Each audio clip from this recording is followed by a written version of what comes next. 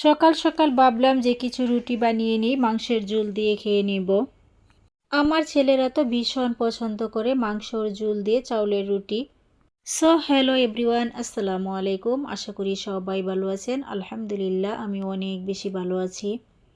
পূর্ব দিক দিয়ে সকাল সকাল যে সূর্য উঠেছে, সেই সূর্য একেবারে পাকের রুমের আর ভিডিও করা হলো না। আর এদিক দিয়ে আমি রুটিগুলো ছেঁকেও নিলাম অফ ক্যামেরায়।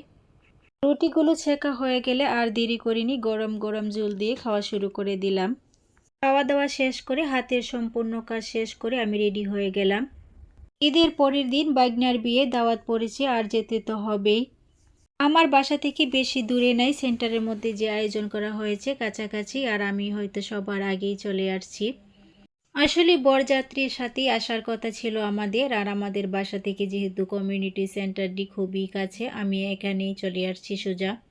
এসে দেখি একেবারেই ফাঁকা, সবাই বসে আছে বরযাত্রীর অপেক্ষায়। বরযাত্রী যেহেতু একটু দূর থেকে আসবে আর আমি কাছ থেকে এসেছি, সেজন্যই আমি একটু সবার আগেই চলে আসছি।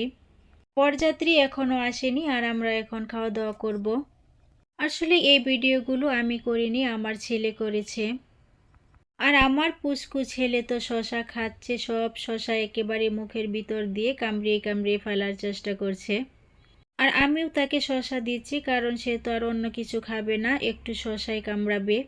সেন্টারে আসার পর বর বধূ কাউকে এখনো দেখি নাই, কারণ কেউই আসছে না। আমরা এখানে খাওয়া দাওয়া শুরু করে দিতেছি। আসলে আমার চোখ শুধু নতুন বউকেই খুঁজছে, এখন পর্যন্ত নতুন বউয়ের মুখ দেখতে পেলাম না। আসলে বিয়ে বাড়ি আসছি আর নতুন বউয়ের মুখ দেখতে পেলাম না, সেজন্যই আমার চোখ শুধু নতুন বউকেই খুঁজছে। তো আলহামদুলিল্লাহ, অবশেষে নতুন বউয়ের আগমন হয়েছে।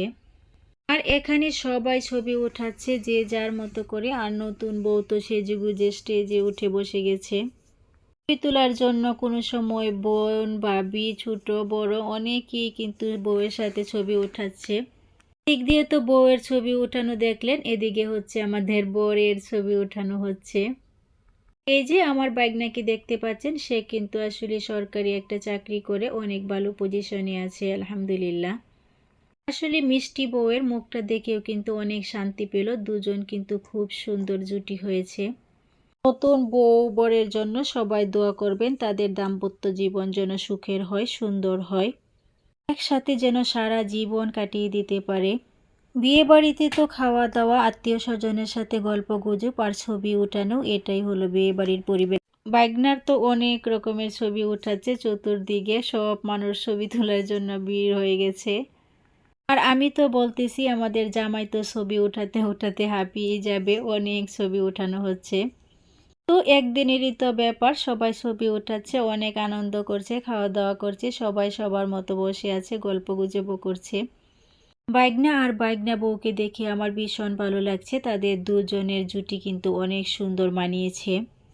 শুধু মন থেকে দোয়া করে গেলাম তাদের দাম্পত্য জীবন যেন সুখের হয়, সুন্দর হয়, সারাটা জীবন যেন একসাথে কাটিয়ে দিতে পারে, এই প্রত্যাশাই করি।